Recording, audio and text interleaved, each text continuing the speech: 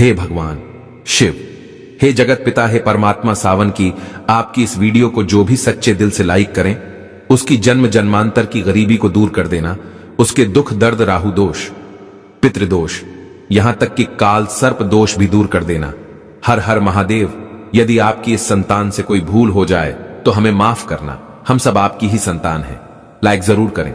दोस्तों, इस बार 2024 में कितने सावन सोमवार पड़ रहे हैं? कोई कह रहा है 4 सावन सोमवार पड़ रहे हैं, कोई कह रहा है 6 सावन सोमवार पढ़ेंगे। किसकी माने किसकी नहीं। आज हम सारी गलतफहमी, सारी असमंजस की स्थिति दूर कर देंगे और व्रत में क्या खाएं क्या नहीं जानिए सब कुछ। दोस्तों, सावन का महीना चल रहा है। ऐसे में हर कोई भगवान भोले बाबा को दिल से खुश करना चाहता है। हर किसी की इच्छा होती है कि वह सावन में भोलेनाथ को खुश करके अपनी सभी इच्छाएं और मनोकामनाएं पूरी कर ले। पर कई बार आप लोग ऐसी गलतियां कर देते हैं या कर बैठते हैं जिससे शिव क्रोधित हो जाते हैं। और यह बात तो आप जानते हैं कि भोलेनाथ यदि भोले हैं तो उनका क्रोध भी अत्यंत विनाशकारी होता है। भोले बाबा यदि भोले हैं, प्यारे हैं, तो उनका क्रोध भी अत्यंत विनाशी है।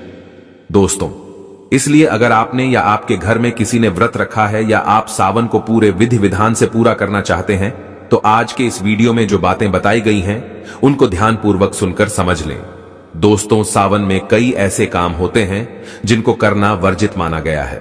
दोस्तों, अगर भोले बाबा की कृपा हो जाए तो काल भी आपका कुछ नहीं कर पाएगा, क्योंकि कालों के भी काल हैं, महाकाल। इसलिए अगर आप भी महादेव की कृपा पाना चाहते हैं तो सच्चे दिल से कमेंट बॉक्स में लिखें हर हर महादेव ओम नमः शिवाय और कमेंट में अपनी राशि जरूर डाल दीजिएगा। यदि हमारे पास सावन में आपकी राशि के अनुसार कोई उपाय होगा तो वह आकर हम आपके कमेंट में जरूर बताते हैं और आपको बड़ा लाभ होगा। दोस्तों, सावन सोमवार व्रत में क्या खाएं क्या नहीं खाएं? सावन में लहसुन प्याज खाएं या नहीं? व्रत में नमक खाएं या नहीं? कौन सी गलती नहीं करनी चाहिए? पति पत्नी को दूरी क्यों बनानी चाहिए? और कौन से रंग के कपड़े नहीं पहनने चाहिए? ऐसी कौन सी गलतियां हैं जिसे सावन के दौरान हमें भूल कर भी नहीं करना चाहिए? और मंदिर में जो एक लोटा जल रखा जाता है उस जल का हम क्या करें? पी जाएं या तुलसी में डाल दें या पेड़ पौधों में डाल दें या इस जल से स्नान करें? साथ ही सावन के इस पवित्र महीने में कितने सोमवार पड़ रहे हैं और सावन की समाप्ति कब है, आइए जानते हैं सब कुछ इस वीडियो में। दोस्तों, सावन का महीना कोई मामूली महीना नहीं होता है। यह महीना साक्षात एक ऐसे प्रेम की सौगात लेकर आता है जिसका कि भक्तों को बड़ी बेसब्री से इंतजार रहता है। सावन का महीना इतना पवित्र होता है जिसका आप अंदाजा भी नहीं लगा सकते। सावन जब गरजते हैं तब धरती माता का शुभ अत्यंत मंगलकारी विशेष स्नान होता है। सावन में प्रकृति स्नान करती है और जगमग्न हो जाती है।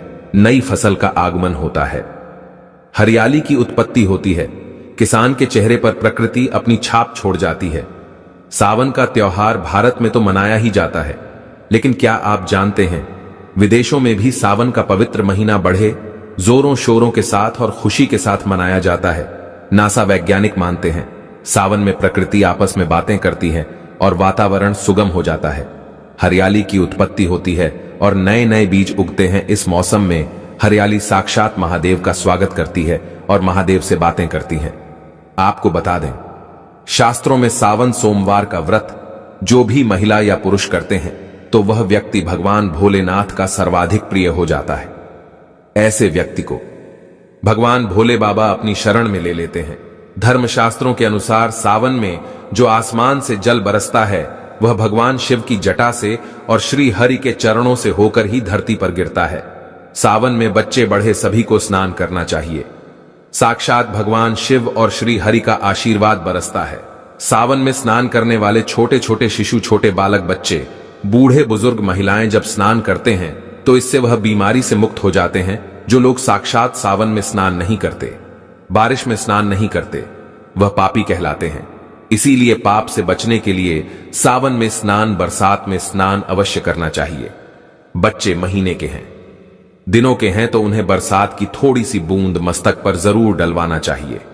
बरसात की एक बूंद भी अमृत तुल्य। जो बरसात में स्नान नहीं करते उसको 100 पाप लग जाते हैं। दोस्तों, जो लोग लड्डू गोपाल की सेवा करते हैं तो लड्डू गोपाल हमारे सदस्य की तरह होते हैं, हमारे बड़े अपने होते हैं, हमारे घर के राजा होते हैं, किंग ऑफ द वर्ल्ड होते हैं। तो ऐसे में भगवान श्री कृष्ण को या लड्डू गोपाल को बरसात में स्नान अवश्य करना चाहिए।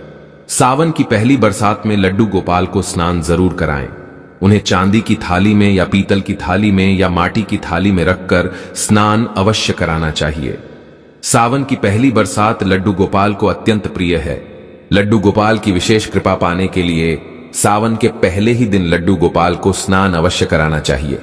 इससे साक्षात लड्डू गोपाल की पूरे परिवार पर कृपा बरसती है। लड्डू गोपाल बहुत प्रसन्न होते हैं, अत्यंत खुशी से झूम उठते हैं, नृत्य करते हैं, सावन में प्रसन्न रहते हैं। दोस्तों, सावन में कावड़ यात्रा का क्या कहना? शास्त्रों के अनुसार माना जाता है कि सबसे पहली कावड़ यात्रा भगवान परशुराम ने भगवान शिव को समर्पित अपने कांधे पर उठाई थी और तभी से भगवान शिव को प्रसन्न करने के लिए कावड़ यात्रा की जाती है। दोस्तों, लेकिन क्या आप जानते हैं, सावन में 10 ऐसे नियम हैं जो आपको जानना बहुत ही आवश्यक है। अगर इन नियमों का पालन अगर आप अपने जीवन में नहीं करते हैं तो आपको भगवान शिव के क्रोध का सामना करना पड़ सकता है। आपका पूरा परिवार गरीबी, निर्धनता और बर्बादी का सामना कर सकता है। दोस्तों, आज की वीडियो बहुत ही सुंदर है। वीडियो को अंत तक जरूर देखें क्योंकि अधूरा ज्ञान हमेशा खतरनाक साबित होता है। इसलिए वीडियो को पूरा अंत तक जरूर देखें और सच्चे दिल से कमेंट बॉक्स में लिखें हर हर महादेव, ओम नमः शिवाय। वीडियो को लाइक जरूर करें। आइए जानते हैं। दोस्तों, सबसे पहले जानते हैं सावन सोमवार व्रत की तारीख। पहले सोमवार का व्रत 22 जुलाई, दूसरे सोमवार का व्रत 29 जुलाई, तीसरे सोमवार का व्रत 5 अगस्त, चौथा सोमवार व्रत 12 अगस्त, पांचवां व्रत 19 अगस्त को रखा जाएगा। सावन का पवित्र महीना 22 जुलाई से शुरू है और इसी दिन सावन का पहला व्रत सावन सोमवार पड़ रहा है, जो कि बहुत ही शुभ और अत्यंत दुर्लभ मंगलकारी माना जा रहा है। पहले दिन सावन सोमवार का व्रत विशेष है, दुर्लभ है। कई सैकड़ों सालों के बाद जाकर के महासंयोग आ रहा है। इस शुभ दिन पर लाखों करोड़ों श्रद्धालु लोग व्रत अवश्य रखेंगे और व्रत में कई ऐसी चीजें खाएंगे जिससे व्रत की पूर्ति होगी।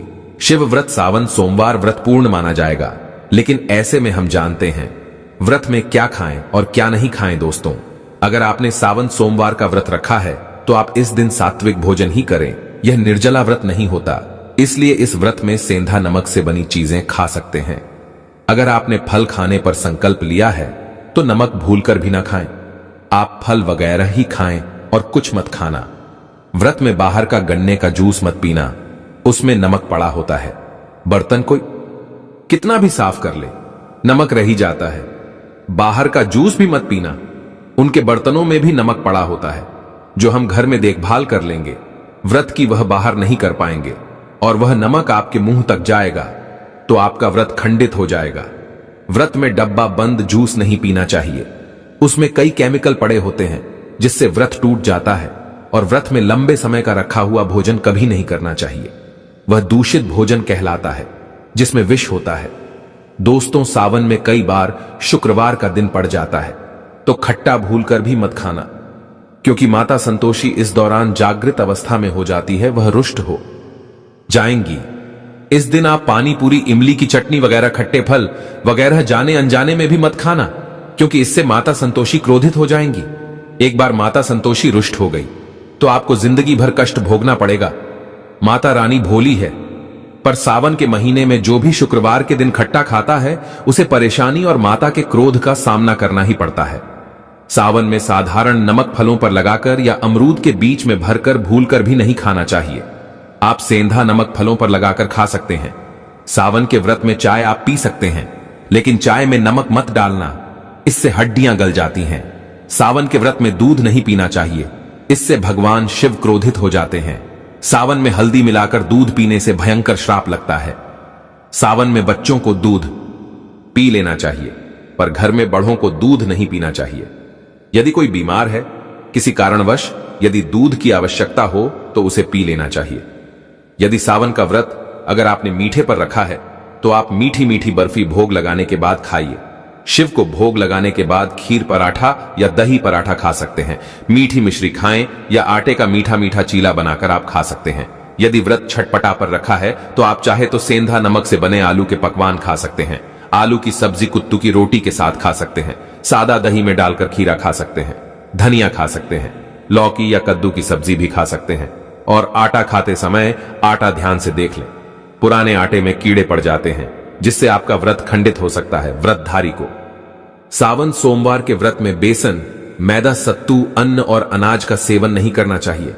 सावन में जितना जल्दी हो सके, सावन शुरू होने से पहले यदि घर में आपके बैंगन की सब्जी या साबुत बैंगन रखा हुआ है, जो कि बैंगन को इंग्लिश में ब्रिंजल बोलते हैं, यदि घर में हो तो तुरंत हटा दें।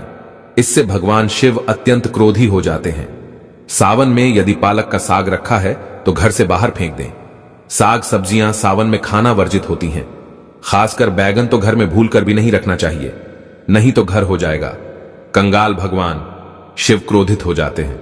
सावन में घर में बैगन रखने से विनाश होता है। इसके अलावा अन्य किसी भी व्यक्ति को मांस, मदिरा, लहसुन, प्याज इत्यादि का भी सेवन नहीं करना चाहिए। वहीं व्रत रखने वाले व्यक्ति को धनिया पाउडर, मिर्ची पाउडर, सादा नमक का सेवन भूलकर भी नहीं करना चाहिए। गरम मसाला या पैकेट पर सामग्री बिना पढ़े कोई भी डब्बा बंद पैकेट कुछ भी नहीं खाना चाहिए। 90% डब्बा बंद सामान में पैकेट में लहसुन प्याज पड़ा होता है। आप कभी इंग्रेडिएंट्स पढ़ सकते हैं। लहसुन प्याज सबसे ज्यादा इस्तेमाल होता है डब्बा बंद चीजों में। और सावन में यदि हमने गलती से यह चीज खा ली तो हमारा व्रत टूट सकता है। सावन में चाहे आपका व्रत हो या ना हो, किसी भी व्यक्ति को कढ़ी पकोड़ा नहीं खाना चाहिए। और वहीं पत्तेदार सब्जियां, पालक, मेथी, लाल भाजी, बथुआ, पत्ता गोभी जैसी सब्जियां या साग सब्जियां भूलकर भी नहीं खानी चाहिए। यह जहर के समान मानी जाती है। इसमें कीड़े आ जाते हैं, सांप, बिच्छू वगैरह आ जाते हैं। और जो भी व्यक्ति सावन में बैगन की सब्जी खाता है, उस व्यक्ति को घोर पाप लग जाता है। इसी कारण लोग द्वादशी और चतुर्दशी पर बैंगन नहीं खाते। पत्तेदार सब्जियां क्यों नहीं खाई जाती? इसके पीछे एक कथा है, मैं आपको बताऊंगा। दोस्तों, सावन के पवित्र महीने में कौन सी गलतियां नहीं करनी चाहिए? यह गलतियां पाप का भागीदार तो बनाती ही हैं, साथ ही साथ ऐसा व्यक्ति नरक में अटका ही रह जाता है। सावन में घर के सभी लोगों को सुबह जल्दी उठना चाहिए और जितना जल्दी हो सके कम से कम पहला सावन स्नान अवश्य करें। परिवार में सबको स्नान करना चाहिए। यदि कोई बीमार है तो उस पर गंगा जल के छींटे मार दे। सावन में किसी भी गरीब का अपमान ना करें। क्या पता उस गरीब के रूप में भगवान शिव हो, क्योंकि भगवान शिव सावन में अपने भक्तों की परीक्षा लेने आते हैं। सावन में देर तक सोने वाली महिला का पति बर्बाद हो जाता है और उसकी मृत्यु निकट भविष्य में जल्दी हो जाती है। इसलिए पति के उठने से पहले सावन में हर स्त्री को जल्दी उठ जाना चाहिए और भगवान शिव की पूजा करनी चाहिए। सोमवार व्रत आपको अवश्य करना चाहिए। ऐसा करने से धन लक्ष्मी का वास होता है। सावन में पति पत्नी को सहवास नहीं करना चाहिए। अगर आपने व्रत रखा है या आपकी पत्नी ने व्रत रखा है तो आप दूरी बनाकर रखें, क्योंकि इस दौरान ऐसा व्यक्ति भगवान शिव की शरण में होता है। सावन में घनघोर काले वस्त्र पहनकर शिव मंदिर में नहीं जाना चाहिए। चाहे तो आप घर में काले वस्त्र पहन सकते हैं, लेकिन मंदिर में भूल कर भी मत जाना। और ना ही व्रत में काले वस्त्र पहनना चाहिए। वैसे तो सावन में लहसुन प्याज नहीं खाना चाहिए, पर यदि आपका व्रत है तो उस दिन पूरे परिवार को लहसुन प्याज से परहेज करना चाहिए।